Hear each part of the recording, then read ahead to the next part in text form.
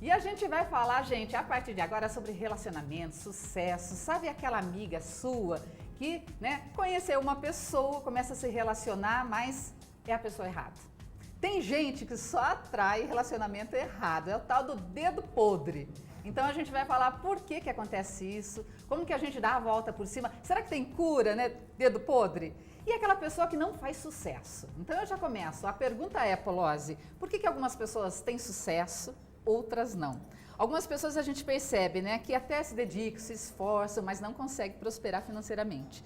E a outra, muitas vezes nem tem estudo, ensino médio, e prospera e fica rica. Por quê, Polozzi? Já vamos começar por aí. É uma ótima pergunta, acho que é uma pergunta que todo mundo se faz. Isso se estende também a pessoas que conseguem emagrecer, outras não. Pessoas que conseguem ter um relacionamento conjugal de paz, amor, carinho, sexo, e outros casais vivem meia briga, divórcio.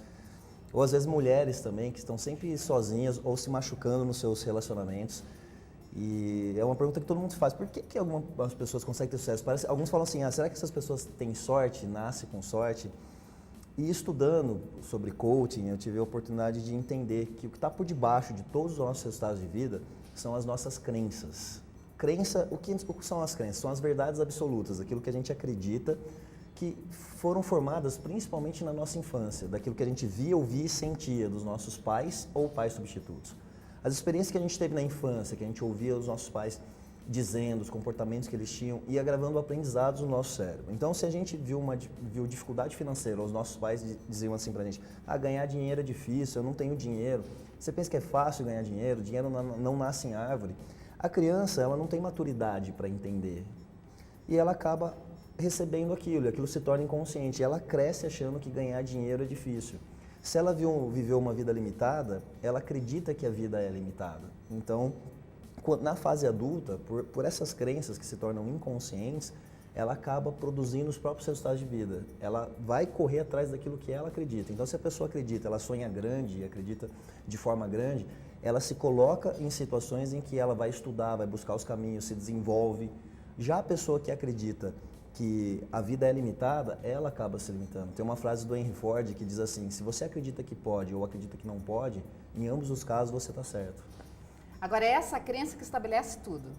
Exato, é o início de tudo, porque se a pessoa tem a crença limitada, que ela não pode ter sucesso, que ela não pode ganhar dinheiro, ou às vezes ela tem a autoimagem dela de que ela é gordinha e vai ser gordinha, ou às vezes ela na infância ela ouvia dizer assim que criança magrinha é criança sem saúde, e ela carregou isso durante a vida. Então, se eu tenho a crença, eu nem me movo, eu não vou atrás para buscar realizar coisas grandes, porque minha crença não me permite fazer isso. Eu acredito que a vida é limitada, e aí a pessoa vive as consequências disso. Olha, a Missilene de Caldas Novas, ela quer saber o seguinte, qual é o segredo para ter um casamento feliz? Qual?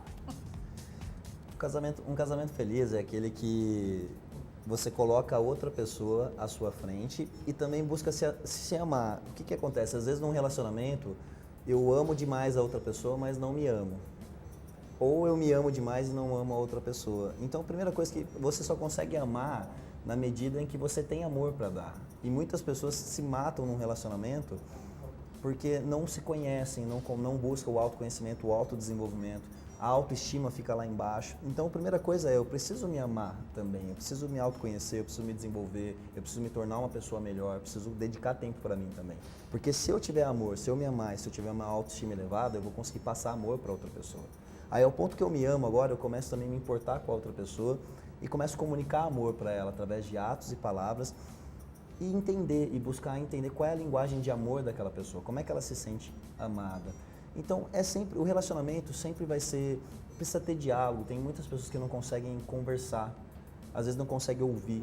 Às vezes, se você parar para fazer um exercício assim, que você pode fazer o casal, para qualquer casal você pode fazer esse exercício, é você pedir para outra pessoa escrever num papel o que você gosta que eu faço. O que você gosta que eu faço ou o que eu fazia. E aí a pessoa começa a falar assim, olha, eu gostava quando você me elogiava, eu gostava quando você me levava para passear, eu gostava quando você dava mais atenção.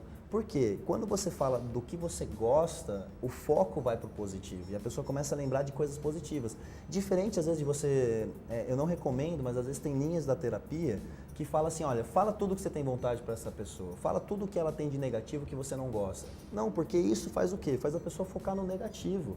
Aí quando eu estou falando do negativo, olhando para a pessoa, e eu produzo sentimentos negativos, o meu cérebro ancora. A âncora é o quê? É um estímulo visual, ou sinestésico, ou auditivo, né? Algum estímulo que eu tenho que me faz colocar num estado emocional negativo. E se eu estou sempre brigando com a pessoa, olhando nos olhos dela, para a cara dela, e eu estou sempre com sentimentos negativos, só de olhar para a cara dela depois de um tempo, o sentimento negativo já vem. Então o que eu tenho que fazer? Exatamente ao contrário, olhar para aquela pessoa, elogiar, fazer carinho, olhando nos olhos dela. Então eu tenho que focar no positivo. E quando eu for discutir com uma pessoa, eu não começo a apontar, criticar os defeitos. Pelo contrário, eu começo a falar daquilo que eu gosto que ela faça, ou que eu gostava do que ela fazia. E aí o foco dos dois fica no positivo, e não na crítica. Falar assim, você não muda isso, você está sendo muito negativo, você está gritando comigo, você não para de gritar, você não sai do sofá. Não, eu gosto quando você me dá atenção, eu gosto quando você se importa comigo, eu gosto quando você me leva para sair. Pronto, aí leva o foco leva para o positivo.